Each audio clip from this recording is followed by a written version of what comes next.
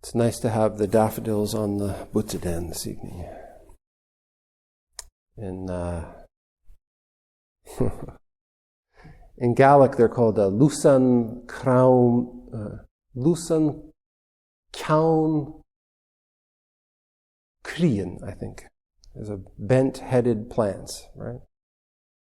And the Latin is narcissus. They're named after, well, Narcissus, who looked at his reflection in the pond.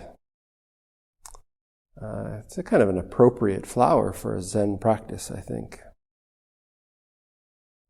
And it brings me to mind of a conversation that I was having with mentee, Zen mentee this morning, about what? About the value of practice and ways that practice, Zen practice, this practice of zazen, can impact our lives. So often when I'm speaking about Zen practice and how to kind of, how to do it, I guess, when we're sitting, one of the metaphors that I'll use often is it's like sitting by the edge of a stream, just on the bank of a river that's going by. And as we're sitting there, just with our eyes down in front of us, watching the river go by, inevitably there's stuff that floats along the river, sticks and branches and leaves and every other kind of stuff, just our thoughts and our feelings. And we find as we sit, we stabilize the body, we connect with our breath. And at the beginning of our practice, that's that's a lot, actually. There's a lot going on with our bodies. There's a lot going on with just holding ourselves in the position and connecting with our breath. If we're doing a susokan or a breath counting exercise, there's a lot. It seems like there's a lot of stuff to track. And just as soon as we start paying attention to our breath, we notice that our posture is off and we've got to fix that and fix that. And then we come to a place where we're kind of a little bit more stable. There's less things happening with our body. The body's become more still. The breath has become more even. And as soon as that sort of structure starts coming into place, we start to tune in a little bit more and become a little bit more aware of what's going on inside of us as well, the thoughts and the feelings that arise. And our thoughts and feelings, when we sit, particularly as lay people, we've got lives going on. We've got jobs to do, and we've got relationships that are going on, and kids to raise, and all of that kind of stuff. Not to mention all the stuff that's going on in the broader world. So as the body comes to stillness and stability, there can be this real upswelling of internal stuff that suddenly takes the whole space up. And we're here going, I'm trying to meditate, and all this stuff is here. And I always think of that as sort of as these things, these thoughts, these memories, these to-do list items are coming down the river. Our habit, our tendency is to kind of go, I need that, or I need to figure that out, or that's terrible. And it's sort of like reaching in and grabbing that thing out of the river. And in the process, we get completely soaked. We get completely immersed in the river, and sometimes swept along down the river by our thoughts and by our feelings and by everything that's going on inside of us. And 5 minutes go by, 10 minutes go by, and then we sort of pull ourselves out of it and go wow, this is supposed to be meditation, and all I've been doing is sort of churning with current events, or churning with that interaction at work, or churning with, what went on with my child this morning. And so the practice at the beginning is really one of learning how to just hold your seat on the bank. Using these methods of breath and body to just hold your seat solidly on the bank, to allow whatever it is. We don't even know sometimes what's coming down the river. I use these nice, there's a leaf and a twig. But the reality is sometimes there's toxic waste that comes down. Sometimes there's bodies that come down. And they trigger all kinds of stuff within us, thoughts and feelings and reactions and responses. Sometimes we want to jump up out of our seat and get out of there. We've got things to do. We've got to get going here. But the first part of our practice is really being able to hold our seat, to continue to have our awareness and our presence and our attention on that flow of the river, to be watching what is going down, but at the same time not feeling a need to react to it in either way, not feeling a need to sort of jump in and rescue it and pull it out or figure out what it is, and not having the reaction or response of saying, I can't witness this anymore, I need to get out of here, I need to stand up and go away. Just sitting, just observing, keeping our attention just in front of us about what's going on. And there's a lot of things that happen in that very simple practice. It sounds really simple, but you've all been doing a little bit of sitting, so I think you probably all know that it's much easier said than done a lot of the time. Sometimes when the things that are flowing down the river aren't to our liking, we can start looking at the scenery around us and sort of distracting ourselves from the unpleasantness of what's being carried by the current of our thoughts, of our emotions. And so this practice of just recentering, coming back to the breath, returning to the body, and just this sort of presence, watching what's happening as we sit. And again, I talk about this environment or this container of formal practice of our space on the cushion as being sacred space, or being like a training ground, or being like a laboratory. It's a very, in many ways, controlled environment. We set up structures. We have rules: be quiet and sit still and all, sit like this. So it's really, in a lot of ways, an ideal environment. But by training in this way, by practicing in this way, that capacity to be, first of all, aware that it's even possible to sort of hold that kind of stable, strong stance, which is not dissociated, which is not distant, which is not disengaged, but it's aware, non-reactive. Being able to really deepen ourselves in that practice of sitting on the bank, what we start to find is that as we go out into our lives, into our workplaces, into our different relationships and different circumstances, is that capacity, that spaciousness that we've been cultivating through seated meditation practice, it starts to come with us. And what we start to notice is that in our conversations, there's a sudden spaciousness.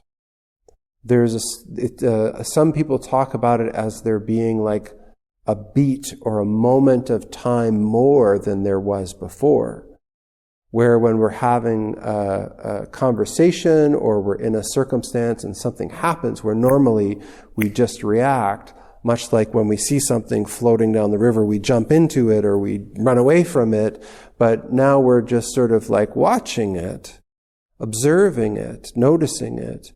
Then in those conversations and in those moments, there's this capacity to actually notice what's happening in that moment and how we're responding to it, the thoughts that arise in that circumstance, the feelings that arise, even the sort of momentum to react in that moment. We notice it. And that spaciousness that we've been developing, cultivating might not be the right word. It's more like ripening. It's more like this tree is growing fruit. It's a fruit of practice, that spaciousness, that pause, that gap in time where we actually have a moment to be aware of our own thoughts, to be aware of our own patterns, to be aware of our own feelings and reactions and responses.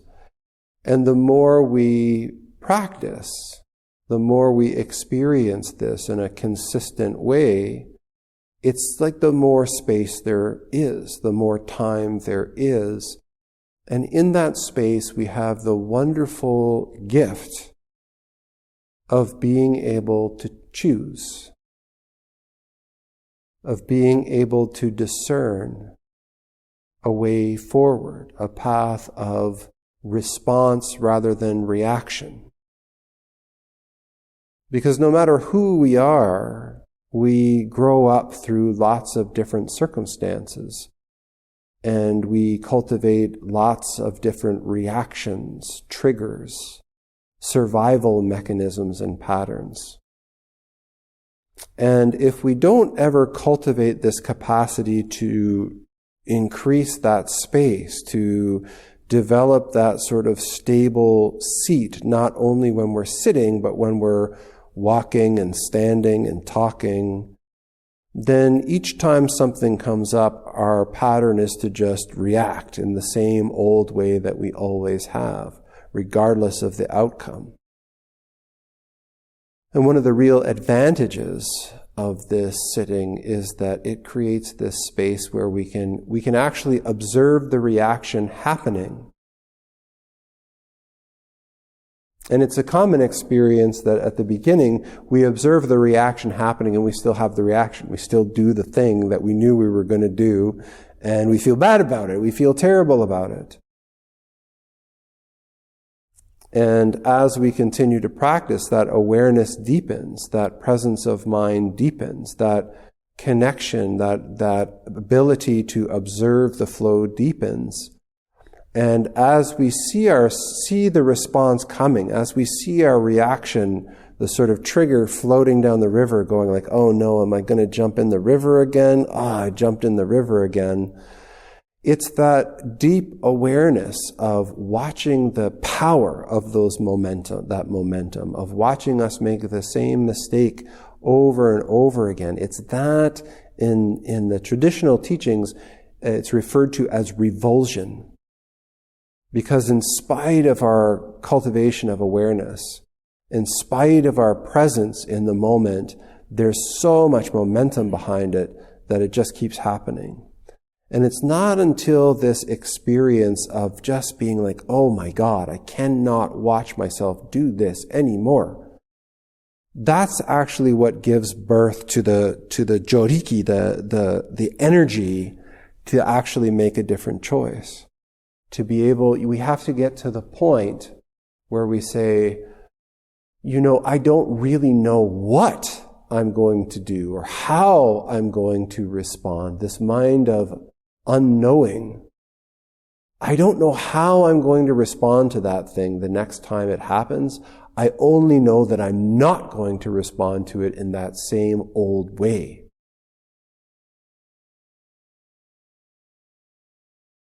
And eventually, as we continue to do our practice and that thing happens or that person says that thing, we step outside of that pattern and we respond in a very intentional, a very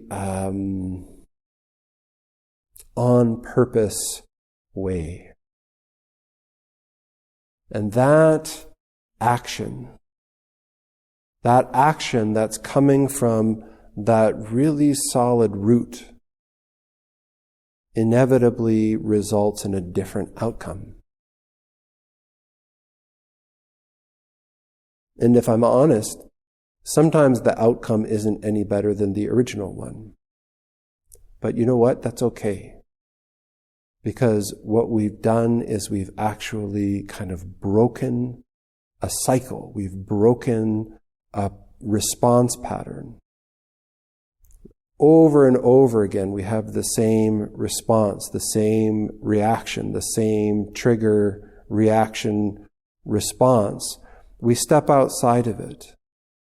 And it's of less import of what that response is or what the outcome of that is than it is that we've actually made the step. We've made the step to be in our bodies. We've made the step to be aware of what's happening. We've made the step to choose in a conscious and intentional way a way forward. And having done that, the next time we can say, we say, oh, last time I did that and that didn't work, so this time I'm going to do something different. I'm not going to go back to what I did before. I'm going to do something new this time. And all of a sudden we're living less on these old habits. We're living less in these old patterns. More and more of our life is being lived from this place of having a really solid foundation on the side of the river and manifesting from that place in a living, aware, bright, present response rather than a reactive, habitual, conditioned reaction. So the timer's gone. So I hope that little tidbit is helpful. I think it's a very important aspect of practice. And I think it's wonderful this time of year as we're walking, as you see that narcissus, as you see that daffodil sitting with its straight back, looking down at the river in front of it, maybe we can remind ourselves just to root into that seat, to allow the thoughts and the feelings that we're experiencing in our practice and our day-to-day lives to just continue to flow downriver without reacting, without jumping in, without running away, more and more aware, more and more compassionate, more and more able to respond in a loving and generous way. If you've made it this far and you're still listening, you know what to do. Like this episode. Leave a comment. Share it with one person you feel might benefit from it. Subscribe if you haven't already. It costs you nothing, but it's how this podcast keeps going. Thanks for practicing with me.